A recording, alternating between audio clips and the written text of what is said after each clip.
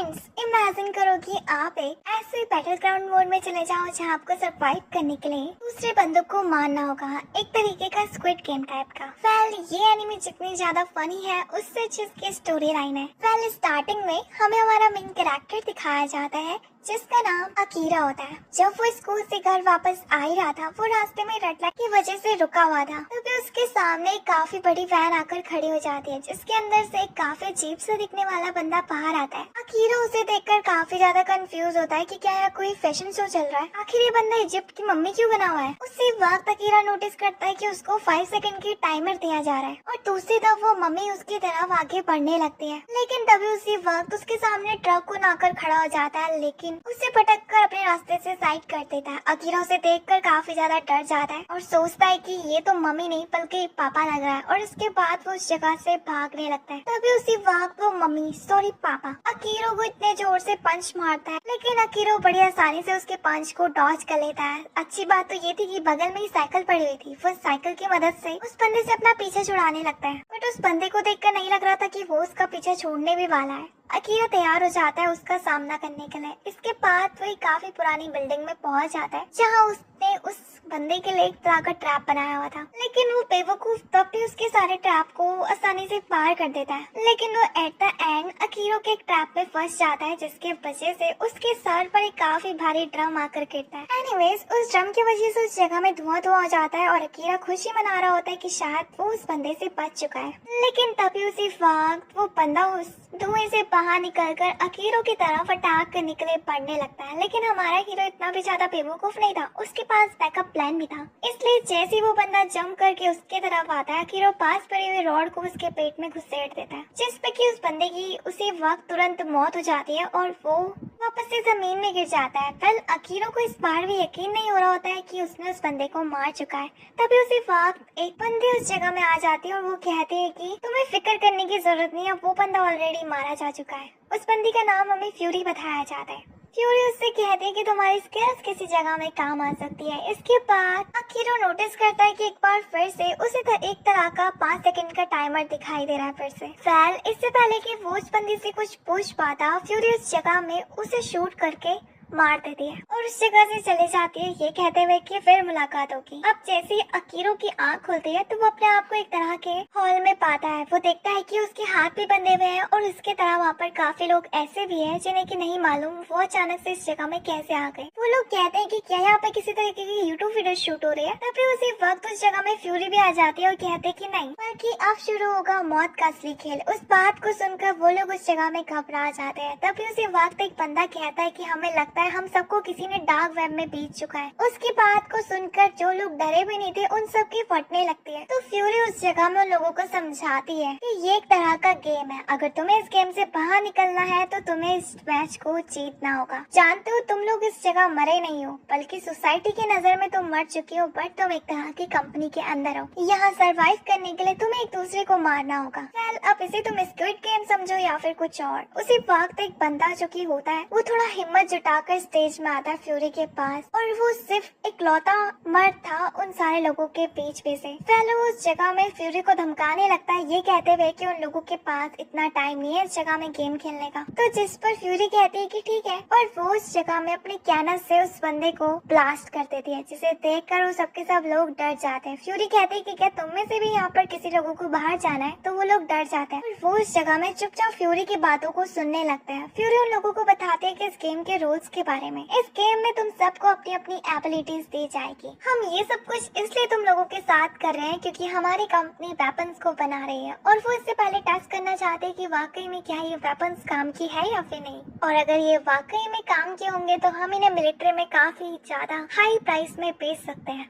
इसके बाद वो लोगों को ये भी बताती है कि कोई भी मैच शुरू होने से पहले तुम्हें 5 सेकंड का टाइमर दिया जाएगा। उन 5 सेकंड बाद तुम्हारे जो हाथ में ये हथकड़ी बनी हुई है वो ग्रीन हो जाएगी, इसका मतलब कि तुम अपनी एबिलिटीज को यूज कर सकते हो। तभी उसी वक्त उस जगह में एक सुंदर सी लड़की, उसका नाम यूरी होता है, वो उस जगह में फ्यूरी से पूछती है कि आखिर उसने हम लोगों को क्यों चुना। तो फ्यूरी बताती है कि मैंने स्पेशली किसी को नहीं चुना है, बल्कि तुम सबके सब रैंडम पर्सन हो। फिर उसी वक्त उस जगह में एक लड़की स्टेज में पहुंच जाती है। वो फ्यूरी से कहती है कि लगता है काफी ज्यादा लेट हो रहा है, तुम इन सबको इनके रूम्स में भेज दो, क्योंकि हम थोड़ी देर बाद बैटल स्टार्ट करने वाले हैं 1 वर्सेस 1 सबके बीच में। अब जिस पर की फ्यूरी तैयार हो जाती है और वो एक ब्लास्ट के साथ वहाँ का दरवाजा तोड़ देती है और उन सबको उनके रूम्स में भेज देती है और कहती है कि तो तुम सबके सब तैयार हो, जाओ जाकर रूम्स में अपनी अपनी एबिलिटीज को चेक करो और उसकी प्रैक्टिस करो। एनीवेज, इसके बाद हम अकीरो को उसके रूम में देखते हैं, जहाँ पे कि वो अपने सामने पड़ी हुई टेबल को देखता है। वो ये भी देखता है कि अब उसके हाथ खुल चुके हैं। उस टेबल में एक पर्चा लिखा होता है, उसमें इंस्ट्रक्शन थे गेम के रूल्स के बारे में। पहले इसमें ये लिखा था कि एक राउंड तब खत्म होगा जब तुम या फिर अपने ओपोनेंट को हरा दो या फिर खुद मारे जाओ। वेल, वो बंदा अगर हार मानता है तो तुम्हें रुक जाना चाहिए। अकीरो उसी के बगल में एक तरह का ब्लैक कलर का कार्ड देखता है। उस कार्ड में उसकी एबिलिटी के बारे में लिखा होता है। तभी उसी वक्त उस जगह में उसे दूसरे कमरे से तोड़ फीड़ की आवाजें सुनाई देने लगती है। तो उसे मालूम पड़ता है कि लगता है सबने ऑलरेडी अपनी एबिलिटीज यूज करना शुरू कर दिया है, जिस पर कि वो काफी ज्यादा डर जाता है। फिर इसके बाद वो अपने ब्लैक कलर के कार्ड को खोलता है। उसके अंदर अपनी एबिलिटी को देखकर वो काफी ज्यादा हैरान होता है, क्योंकि उसकी एबिलिटी सबसे ज्यादा बेकार थी। उसे सिर्फ इस जगह में टेलीपैथी दी गई थी। और एक और चीज कि जो भी उसका ओपोनेंट उसकी एबिलिटी के बारे में सोचेगा, उसकी एबिलिटी वही बन जाएगी। बट अफसोस, जब तक वो बंदा इसके बारे में नहीं सोचेगा तब तक अकीरो के पास उसकी कोई भी एबिलिटीज नहीं है उस बंदे के साथ लड़ने के लिए। वेल, अकीरो का फर्स्ट बैटल स्टार्ट होता है, जहाँ उसे एक बंदे के साथ लड़ना था। वो उसी क्लासरूम में पहुंच जाता है जहाँ उन दोनों के बीच में मैच शुरू होने वाला है। उस रूम में अकीरो एक गुंडे को नोटिस करता है। वो गुंडा उससे कहता है कि देखो, वैसे मुझे बच्चों को मारने का शौक नहीं है, अगर तुम सरेंडर कर देते हो तो मैं तुम्हें बख्श दूंगा, क्योंकि मेरी एबिलिटी के सामने कोई भी नहीं टिक पाएगा।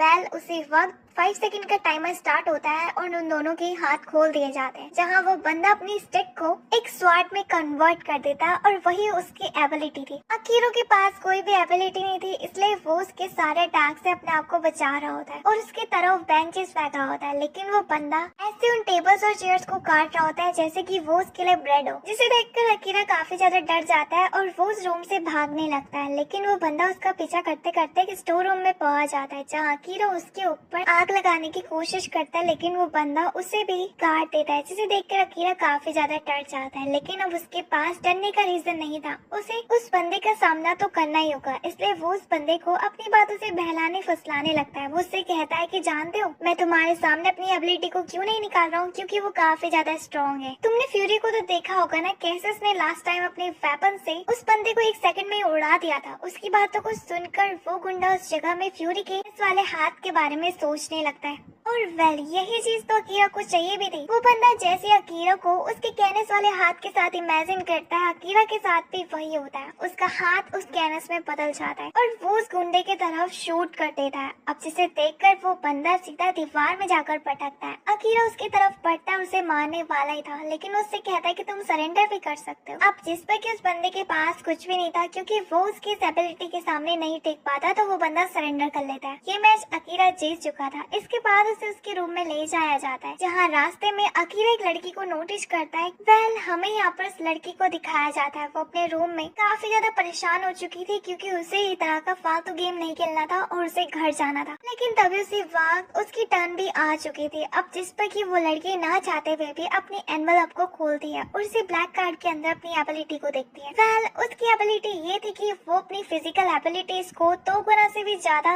बढ़ा सकती है, और ये एबिलिटी इतनी भी ज्यादा बुरी नहीं। वेल, इसी चीज का टेस्ट लेने के लिए वो वॉल पर खींच के पंच मारती है, जिसपे के क्रैक्स पड़ जाते हैं। इसे देखकर वो खुद भी कंफ्यूज होती है। उसी वक्त उसे एक आइडिया आता है और वो अपने रूम के दरवाजे पर खींच के पंच और लात घूसे मारने लगती है। लेकिन इस चीज से उस दरवाजे को खरोच तक भी नहीं आती है, जिस पर कि वो लड़की उदास हो जाती है और सोचने लगती है। हमें यहाँ मालूम पड़ता है कि इस लड़की की एक छोटी बहन भी है। घर में।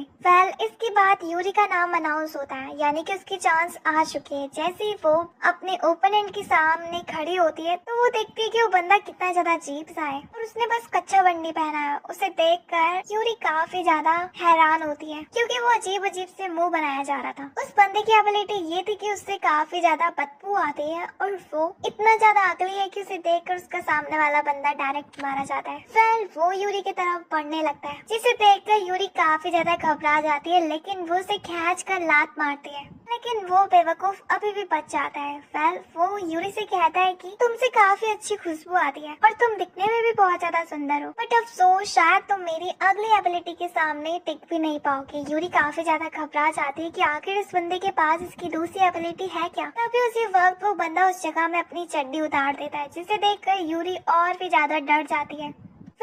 इसके बाद वो बंदा भागते भागते यूरी की तरफ बढ़ने लगता है। यूरी दूसरी तरफ, जिसने कि अपनी आंखें बंद करी हुई थी, इसी मौके का फायदा उठाकर वो बंदा उसे पकड़ लेता है और उसे हार मारने के लिए कहता है, लेकिन यूरी तैयार नहीं थी। उसे गुस्सा आती है और वो अपने डिफेंस में उसके हाथ को इतने जोर से दबाती है जिस पर कि उसकी चटनी बन जाती है। इसके बाद वो उस जगह में जमीन में काफी जोर से पंच मारती है और धुआं धुआं हो जाता है। इसी धुएं का मौका उठाकर वो उस बंदे की तरफ काउंटर अटैक करने लग जाती है, जिससे कि वो बंदा हारा जाता है और यूरी इस राउंड को जीत जाती है। अब जैसा कि राउंड 1 खत्म हो चुका था तो सेकंड राउंड के लिए गिने चुने स्टूडेंट्स को बुलाया जाता है एक साथ मिलने के लिए। वहाँ वो देखता है कि ऑलरेडी 4 लोग पहले से मौजूद है। पहला तो यूरी, दूसरा एक मंकी जैसा दिखने वाला बंदा और वही गुंडा और एक और नया बंदा था। तभी उसी वक्त अनाउंस होता है कि अगले राउंड के लिए चुने हुए बंदों को साथ मिलकर दूसरी टीम के साथ फाइट करनी होगी। अब जब अकीरो भी उनके पास आकर बैठ जाता है तो उन सब में से एक बंदा जो कि मंकी की तरह दिख रहा होता है वो अपना मुंह खोलता है। अब जैसा कि वहाँ पर कोई भी एक दूसरे से बात नहीं कर रहा था तो उसे देखकर वो बंदा उन सब का होस्ट बनने का डिसाइड करता है, यानी कि टीम लीडर।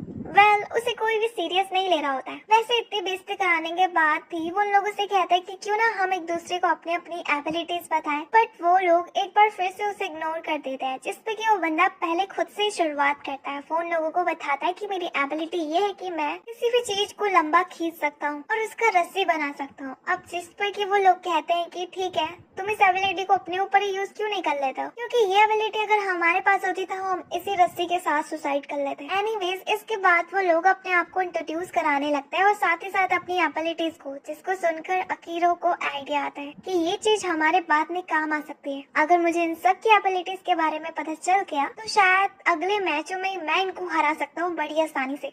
वो गुंडा उस जगह में कहता है कि मेरी एबिलिटी ये है कि मैं एक तरह की लकड़ी को स्वाड में बदल सकता हूँ। वैसे ये ठीक तो थी, लेकिन उसको देखकर लग रहा था कि वो किसी तरह की बात को छुपा रहा है, शायद ये उसकी पूरी एबिलिटी नहीं है। एनीवेज, यूरी उस जगह में अपनी एबिलिटी रिवील करती है कि मैं अपनी फिजिकल स्ट्रेंथ को 2 गुना से भी ज्यादा बढ़ा सकती हूँ, जिसे सुनकर कीरो काफी ज्यादा हैरान होता है और कहता है कि वाकई में तुम्हारे पास तो काफी रेयर एबिलिटी है। अगर ये एबिलिटी मेरे पास होती तो मैं जरूर एक्सपेरिमेंट्स करता। यूरी कहती है कि क्या मतलब, तो अकीरो से कहता है कि तुम्हारी एबिलिटी सिर्फ और सिर्फ तुम्हें किसी बंदे को पीटने में ही काम नहीं आएगी, बल्कि तुम इसका इस्तेमाल जंप करने में भी कर सकते हो। शायद तुम हम लोगों में से काफी तेज कूद सकते हो। अब जिस पर कि यूरी कहती है कि ये बात तो मैंने सोची ही नहीं। अब जिस पे कि यूरी तैयार हो जाती है उस जगह में कूद के दिखाने के लिए। वो जितना हो सकती थी उस जगह में कूदती है। उसकी जंप इतनी ज्यादा हाई थी कि उसका सर सीलिंग पे लगने ही वाला था, लेकिन दूसरी तरफ वो कीरो को नोटिस करती है जो कि अजीब से एक्सप्रेशन दे रहा था, यानी कि वो नीचे से उसकी चड्डी देख रहा था, जिसमें कि यूरी को काफी ज्यादा गुस्सा आती है और वो नीचे आकर अकीरो खींच के रैपर डाल देती है।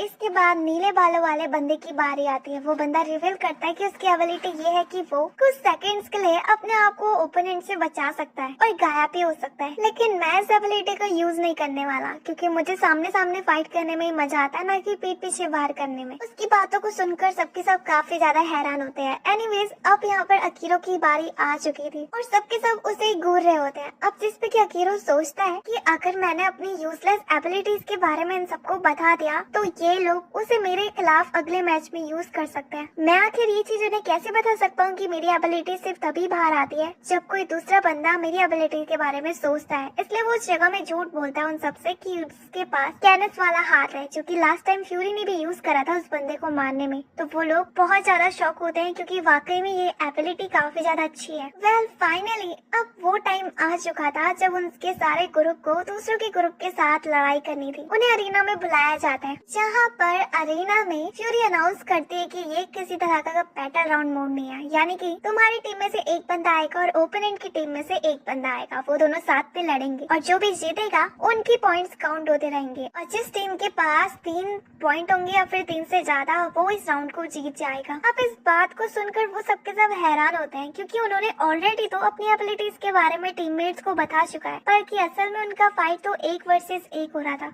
बट अकीरो को इस टाइम पर काफी ज्यादा प्राउड फील हो रहा होता है कि उसने अपनी एबिलिटी के बारे में किसी को भी नहीं बताया। वेल उस जगह में फर्स्ट राउंड शुरू होता है जहाँ पे कि ओपोनेंट की टीम में से एक लड़की अरीना में आती है, उसने काफी ज्यादा कपड़े पहने होते हैं और दूसरी तरफ अकीरो की टीम में से वो एप वाला बंदा, वो लड़की उस जगह में अपनी चार्म से उस लड़के को पटाने की कोशिश करती है क्योंकि उसे लगता है कि शायद वो अपनी खूबसूरती से उस बंदे को हरा सकती है। वो उससे कहती है कि क्या तुम मेरे लिए इस राउंड को नहीं हार सकते हो, लेकिन उस बंदर का दिमाग उससे भी ज्यादा तेज था। उस जगह में उस लड़की से कहता है कि क्यों ना हम टॉस करें, अगर हेड आया तो मैं जीत जाऊंगा और टेल आया तो तुम जीत जाओगी, ठीक है? और वो करे भी क्यों ना ये चीज, उसकी एबिलिटी है इतनी ज्यादा बेकार। वेल वो उस जगह में उस कॉइन को टॉस करता है, उसके टीममेट्स उसे चीयर्स कर रहे होते हैं और जैसे वो सिक्का जमीन में गिरता उससे पहले ही उसके पेट में 2 प्लेट्स लग जाती है जिससे कि वो उसी जगह में डेड हो जाता है। उसके मरने के बाद वो उस बंदे से माफी मांगते हैं और कहते हैं कि यहाँ पे किसी तरीके का क्रिकेट का मैच नहीं हो रहा है जो तुम टॉस करो, और वैसे भी अगर टॉस में तुम जीतते तो कौन सा गेम है, तुम्हें तब नहीं मारती बेवकूफ बंदर। यहाँ उसके जब टीममेट्स को पता चलता है कि एप उस जगह में मारा गया है तो वो सबके सब लोग काफी ज्यादा हैरान होता है, इवन की यूरी भी। वो लोग कह रहे होते हैं कि हमने तो उस लड़की को ऐसा कोई भी वेपन यूज करते हुए नहीं देखा, तो अचानक से उसके पेट में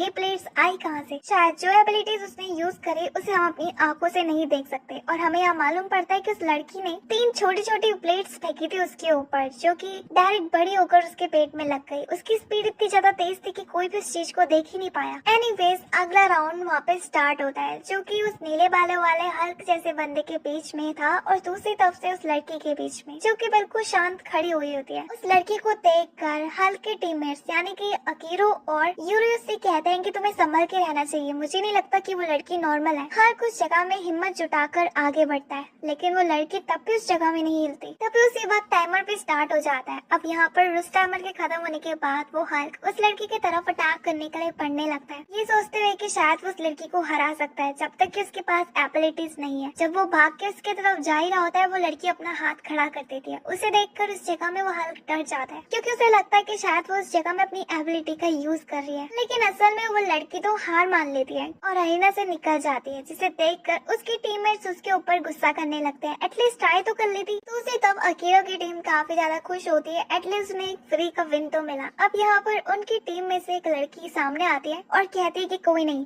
मैं इस बार अपनी टीम को जिता कर ही रहूंगी। और यहाँ अकीरा की टीम में से वही गुंडा सामने आता है। उनके बीच में मैच शुरू होता है और वो दोनों के दोनों ही तैयार हो जाते हैं अपने अपने वेपन्स को लेकर, जहाँ पे उसकी लड़की के हाथ में एक तरह की गुलेट थी और कंचे। जैसे वो लड़की उस जगह में उस गुंडे की तरफ शूट करती है, वो गुंडा बड़ी आसानी से अपनी स्वाट से उसकी बॉल को साइड कर देता है, जिसे देखकर वो लड़की काफी ज्यादा हैरान होती है। तभी उस जगह में अचानक से वो छोटी सी बॉल काफी बड़ी बॉल में बदल जाती है और वो ग्राउंड को भी तोड़ देती है, जिसे देखकर वो सबके सब लोग काफी ज्यादा हैरान होते हैं। इवन कि वो गुंडा भी वो उस जगह में उस लड़की के प्लान को समझ चुका था कि वो अपनी बॉल्स को उसके सर में फेंक कर उसे मारना चाहती है, इसलिए अब वो बंदा उससे कहता है कि वो ऐसा होने ही नहीं देगा क्योंकि वो किसी भी बॉल को उसके नजदीक नहीं आने देगा। इसके बाद वो अपनी स्वाट को बनाकर तैयार हो जाता है। वेल वो लड़की एक बार फिर से उसकी तरफ अपना कंचा फेंकती है, लेकिन एक बार फिर से वो गुंडा उसको भी साइड कर देता है। अब जिसे देखकर वो लड़की उस जगह में डर जाती है क्योंकि अगर ऐसा ही हुआ तो वो उस बंदे को कभी नहीं हरा पाएगी, इसलिए वो अपने पास से 3 मार्बल्स को पकड़कर एक साथ उसकी तरफ फेंक देती है।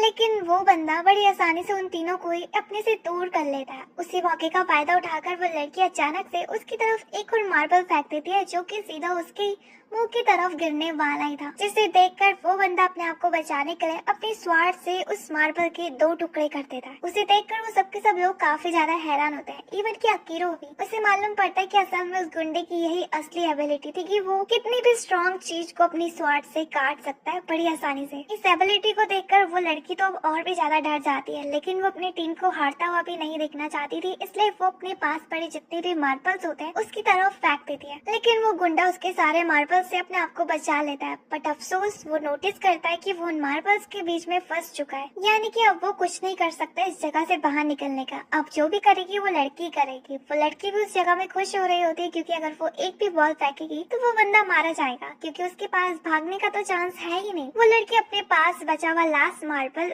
उस गुंडे की तरफ फेंकती है, लेकिन वो गुंडा बड़ी आसानी से उसे काट देता है 2 टुकड़ों में। लेकिन यही सिर्फ एंड नहीं था, बल्कि उस लड़की के पास लास्ट मार्बल अभी भी बचा था और उसने झूठ बोला था सबसे। वो उस मार्बल को लेकर उस बंदे की तरफ निशाना मारी रही होती है। उसी वक्त उसकी कुलेर का रस्सी टूट जाता है और उसकी बॉल साइड में जाकर गिर जाती है और वेस्ट हो जाती है। अब जिसे देखकर वो गुंडा उस जगह में हंसने लगता है, कहता है कि ये सब कुछ मैंने ही करा था। मैंने अपनी लकड़ी को 2 हिस्सों में तोड़ दिया था और एक छोटे से नाइफ से तुम्हारी उसकी रस्सी काट दी थी। अब सरेंडर कर दो, क्योंकि तुम कुछ नहीं कर सकती। जिसकी बातों पर वो लड़की उस जगह में हंसने लगती है और कहती है कि बेवकूफ गवार तो तुम हो, नीचे देखो। अब जैसे ही वो गुंडा नीचे देखता है तो उसे मालूम पड़ता है कि वो मार्बल घूमते घूमते उसी के पैरों के सामने आ गया है और वो अचानक से बड़ा हो जाता है, जिस पर कि उस जगह में उसका आमलेट बन जाता है और वो उस जगह में बेहोश हो जाता है और वो लड़की उस मैच को जीत जाती है। अकीरो अपने दोस्त को अपने बगल में ले आता है और कहता है कि भाई मैं तेरे दुख को समझ सकता हूँ। इस मैच के लिए तुमने अपनी कुर्बानी दी, उसे हम याद रखेंगे। अब इसके बाद इस जगह में अकीरो की चांस आ चुकी थी और अगर अकीरो ने ये मैच नहीं जिताया तो उनका जीतने का कोई भी फायदा नहीं होगा, उसे मैच जीतना ही होगा, नहीं तो ये कंपनी के लोग हमें मार देंगे। ये यूरी कह रही होती है उससे, लेकिन अकीरो कहता है कि मुझे नहीं लगता, अगर कंपनी को हमें मारना ही होता तो वो खुद से ही हमें कब का मार देती। और अच्छी बात तो ये भी है कि हमें से जो भी लोग इंजर्ड हो रहा है गेम के दौरान, ये कंपनी उनका इलाज भी करा रही है और हमारा काम सिर्फ यही है कि हमें जीतना होगा। वो अपने ओपोनेंट के सामने खड़ा होता है तो उसी तरफ उसका ओपोनेंट तो बीगी बिल्ली की तरह डर रहा होता है, क्योंकि उस बंदे को पता नहीं क्या लग रहा होता है कि अकीरो के पास कौन सी एबिलिटी है। लेकिन अकीरो क्योंकि अपनी एबिलिटी को बाहर नहीं निकाल रहा होता है, क्योंकि उसके दोस्त भी उसकी एबिलिटी के बारे में नहीं सोच रहे होता है और ना ही वो बंदा। वो यहाँ पर अपने दोस्त उस गुंडे से कहता है कि अब मैं अपनी एबिलिटी की क्या ही तारीफ करूँ, तुम्हें तो मालूम होगा है ना, लास्ट टाइम मैंने तुम्हें फोड़ते फोड़ते जो छोड़ा था। उसकी बातों को सुनकर वो बंदा डर जाता है और उसी वक्त उस जगह में अकीरो का हाथ वापस से कैनस में बदल जाता है और वो एक जोरदार शूट करता है उसकी तरफ, जिसे देखकर उस बंदे की तो फटती है और यहाँ पर जो अकीरो का ओपोनेंट होता है उसे हार्ट अटैक आ जाता है। वह उसे हराने के लिए अकीरो उस जगह में उसकी तरफ शूट करता है, जिस पर कि वो बंदा डर के मारे जमीन में अपना हाथ टेक देता है, जिस पर कि उस बंदे को कुछ भी नहीं होता अकीरो के अटैक की वजह से। इवन कि अकीरो का जो कैनस होता है वो एक बार फिर से गायब हो जाता है, लेकिन अकीरो को कुछ भी समझ में नहीं आता। वो एक बार फिर से अपने कैनस को बाहर निकालता है और उस बंदे की तरफ 2-3 बार शूट करता है, लेकिन वो बंदा फिर से उसके अटैक की वजह से बच जाता है। यानी कि अगर ऐसा ही चला तो अकीरो उसे कभी नहीं हरा पाएगा। वो उस बंदे की तरफ अपना जूता फेंक के मारता है उसके मुंह पे और उसके पीछे आकर उसे उसके दोनों हाथ खड़े करने के लिए कहता है। और यहाँ अकीरो हमें बताता है कि असल में इस बंदे की एबिलिटी यही है कि वो जैसे ग्राउंड को छूता है तो उसके ऊपर कोई भी अटैक नहीं होता, और ये बात उस बेवकूफ को खुद भी नहीं मालूम। एनीवेज, अब जैसे कि उस बंदे ने सरेंडर कर चुका था तो अकीरो उस मैच को जीत जाता है। वो नीचे आकर अपने दोस्तों को बताता है कि ये बंदा तो खुद भी नहीं जानता कि उसकी एबिलिटी है क्या। अगर ये एबिलिटी तुम्हारे पास होती तो तुम जरूर किसी भी बंदे को बड़ी आसानी से हरा सकते थे। वेल, इसके बाद यूरी को बुलाया जाता है अरीना में और उसका ओपोनेंट भी उस जगह में आ जाता है। अपने ओपोनेंट को देखकर यूरी को काफी ज्यादा गुस्सा आती है, मानो कि वो उससे पहले भी मिल चुकी है। वो अपने दोस्तों को बताते हैं कि ये बंदा और कोई नहीं बल्कि वही है जिसकी वजह से आज मैं इस जगह में फंसी हूँ। मैं इस कमीने को छोड़ूंगी नहीं। अब जैसे ही उन दोनों की दरमियान फाइट शुरू होती है, हम देखते हैं कि यूरी काफी ज्यादा गुस्से में आकर एक पंच में ही उसको ठिकाने लगा देती है और वो उस राउंड को जीत भी जाता है। फिर उस जगह में फ्यूरी आकर अकीरो की टीम को विनर घोषित कर देती है और उन लोगों की आंखों में पट्टी बांधकर उन सबको एक अलग ही जगह में ले आती है, जहाँ वो उन सारे मेंबर्स से कहते हैं कि बस तुम लोगों का सफर यहीं तक ही था, अब तुम सबको अपने अपने रास्ते में जाना होगा। जिस पर कि वो लोग एक दूसरे को गुड बाय कहने लगते हैं और अपनी अपनी जर्नी के लिए निकल पड़ते हैं। अकीरा जब अपने रूम में आता है तो उसे वहाँ पर अपना एक सेल फोन दिखाई देता है और वो सेल फोन में यूरी की इंस्टा आईडी ढूंढ रहा होता है। तभी उसी वक्त अकीतो को ऑर्डर दिया जाता है कि उसे 30 मिनट के अंदर अंदर रेडी होना होगा, क्योंकि उसे ब्लॉक ए में जाकर एनिमीज को मारना होगा और जो जितने ज्यादा एनिमीज मारेगा उसे इतने ही पॉइंट्स मिलेंगे। अब जिस पे कि अकीरा जब दरवाजा खोल के बाहर आता है तो वो असल में एक तरह का जंगल था, लेकिन वो जंगल भी उस कंपनी के अंदर ही रिजर्व था, यानी कि वहाँ चारों तरफ सीसीटीवी कैमरास लगे होते हैं। उसकी नजर एक दूसरे पेड़ में जाती है जहाँ पे कि ब्लॉक ए लिखा होता है। अब जिस पे कि अकीरा उस जगह में भागने लगता है बंदों को ढूंढने के लिए, लेकिन तभी अचानक से एक बंदा ऊपर से कूदकर उसके सामने आकर खड़ा हो जाता है। वो अकीरा से कहता है कि वो यहाँ बंदों को ही ढूंढ रहा था, अच्छा हुआ कि तुम आ गए। अब जिस पे कि अकीरा उसके साथ लड़ने के लिए तैयार हो जाता है, लेकिन वो बंदे अपने हाथ खड़ा कर देता है, ये कहते हुए कि वो यहाँ पर लड़ने नहीं आया है, बल्कि मैं तुम्हें अपने ग्रुप के साथ जोड़ना चाहता हूँ। जिस पर कि अकीरा काफी ज्यादा हैरान होता है। इससे पहले कि वो जान पाता, उस जगह में यूरी भी भागते भागते आ जाती है। उसके पीछे 4 मेंबर्स पड़े होते हैं रेड ग्रुप के। यूरी अकीरा के पास आती है और कहती है कि मुझे समझ में नहीं आ रहा कि आखिर ये सबके सब मेरे पीछे क्यों पड़े हुए हैं। लेकिन वो बंदे उस जगह में बताते हैं कि हम सबका काम ही तो यही है, एक दूसरे को मारकर पॉइंट्स इकट्ठा करना। वो यहाँ पर जैसे ही यूरी को मारने के लिए आगे बढ़ रहे होते हैं, वो बंदा उस जगह सामने आकर अपने एरो से उन सबको पॉइंट आउट कर लेता है और उसकी एबिलिटी यही थी कि वो अपने एरो से ज्यादा लोगों को मार सकता है। अब जिस पे कि राइट ग्रुप के बंदे अपने आप को डिफेंस करने के लिए, उसमें से एक बंदा अपने हाथ से कैनस को बाहर निकालता है, जिसे देखकर अकीरो और यूरी दोनों के दोनों ही काफी ज्यादा हैरान होते हैं। यूरी कहती है कि इसके पास तो तुम्हारी जैसी एबिलिटी है। इस बात को सुनकर उन लोगों को भी लगने लगता है कि शायद अकीरो के पास कैनस वाली एबिलिटी है, और उनके सोचने पर अकीरो का वो कैनस बाहर भी आ जाता है, जिस पे कि वो उन लोगों के ऊपर शूट कर देता है। लेकिन अभी भी वो लोग उस अटैक से बच जाते हैं। अब जिस पे कि वो आगे बढ़ने लगता है, लेकिन वही एरो वाला बंदा अपने एरो से उन लोगों के ऊपर शूट करता है, उनके रास्ते को रोक देता है, जिसे देखकर उनमें से एक बंदा जिसके हाथ में कैनस था वो अकीरो की तरफ अटैक करता, लेकिन हमारा हीरो भी उसकी तरफ अटैक कर चुका था। उन दोनों के अटैक से उस जगह में काफी बड़ा ब्लास्ट होता है, और जब धुआं साफ होता है तो वो लोग देखते हैं कि वो तीनों के तीनों बंदे इस जगह से भाग चुके हैं। तो उसी तरफ हम वही तीनों को देखते हैं। वो लोग उस जगह में पहुंचकर एक दूसरे को थैंक्स करने लगते हैं। अगर वो टीम वर्क नहीं करते तो शायद वो उन मेंबर्स को नहीं हरा पाते। वेल, उस बंदे के कहने पर अकीरा और यूरी दोनों के दोनों तैयार हो जाते हैं उनके ग्रुप से मिलने के लिए। यहाँ वो बंदा उसे अपने बेस में ले आता है, जहाँ पे कि एक बंदा उनके लिए काफी भारी गेट खोलता है। उस जगह में पहुँचने के बाद वो दोनों के दोनों ही काफी ज्यादा हैरान होते हैं, क्योंकि वो जगह तो बिल्कुल एक गाँव की तरह लग रही थी। वहाँ कुछ लोग खेतों में काम कर रहे थे और औरतें घर का काम काज, सबकी अपनी अपनी ड्यूटीज थी। तभी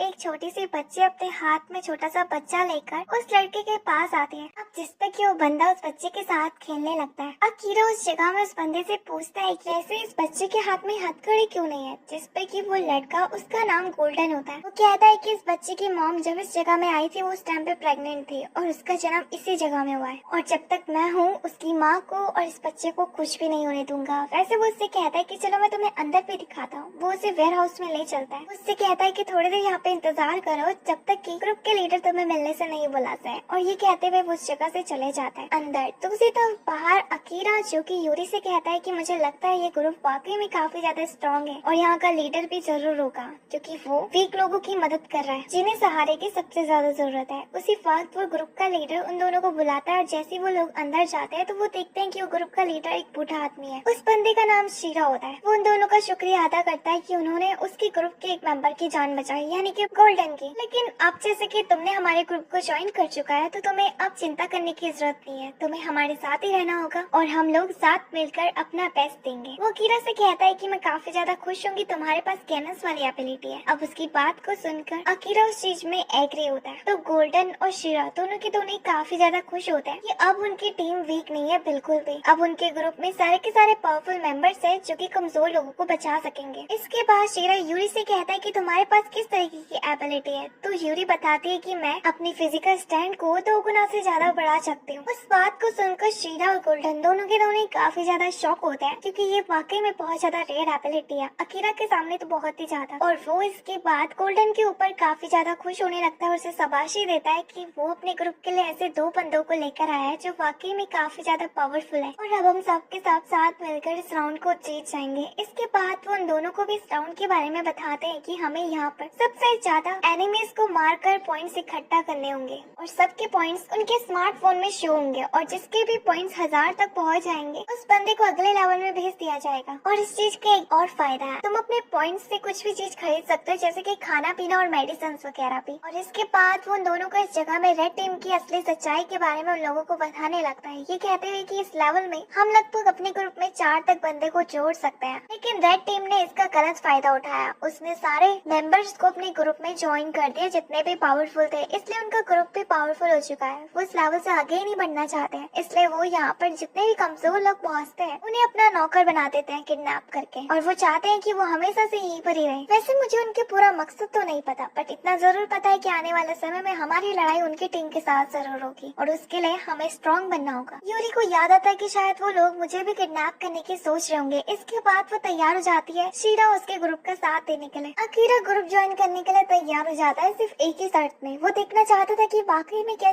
ग्रुप का लीडर सच में पावरफुल है भी या फिर नहीं। उस बात को सुनकर वो सबके सब लोग काफी ज्यादा हैरान हो जाते हैं। दूसरी तरफ अकीरा अपने कैनस को बाहर निकालने के लिए अपने हाथ को शीरा की तरफ पॉइंट कर देता है, जिसे देखकर वो दोनों के दोनों ही डर जाते हैं। यूरी उसे मना करती है कि आखिर वो क्या कर रहा है, उसका दिमाग तो सही है। यहाँ पर अकीरा देखता है कि वो चाह कर भी अपने हाथ से कैनस को बाहर नहीं निकाल पा रहा। इसका मतलब कि शीरा उसकी बातों पर यकीन नहीं कर रहा कि वाकई में उसके ऊपर कैनस है भी या फिर नहीं। उसी वक्त यूरी उसे मना कर रही होती है और उसकी वजह से अकीरा के हाथ में कैनस आ जाता है। इसे देखकर शीरा उससे कहता है कि है अगर तुम्हारे पास दम तो मेरी तरफ शूट करके दिखाओ। अकीरा उसकी तरफ शूट करता है और वो दोनों के दोनों ही काफी ज्यादा शॉक होते हैं। जब उस जगह से धुआं हटता है तो वो लोग काफी ज्यादा हैरान होते हैं कि शीरा अभी भी जिंदा है, उसे उसकी कैनस के अटैक से कुछ भी नहीं हुआ। इसके बाद शीरा आप अकीरा से पूछता है कि क्या तुम अब भी मानते हो कि मैं पावरफुल हूँ या फिर नहीं, जिस पर कि अकीरा तैयार हो जाता है कि वाकई में तुम इस ग्रुप के लीडर बनने के लायक हो और मैं तुम्हारे ग्रुप को ज्वाइन करता हूँ। तो उसी तरफ यूरी यहाँ पे अकीरा को पकड़ कर हिलाने लगती है, कहती कि तुम्हारा दिमाग तो ठीक है, तुम्हारी हिम्मत कैसे हुई इसके ऊपर अटैक करने की। और सिर्फ वक्त उस रूम में एक लेडी आ जाती है और वो यहाँ पे शीरा को बताती है कि कुछ नए मेंबर्स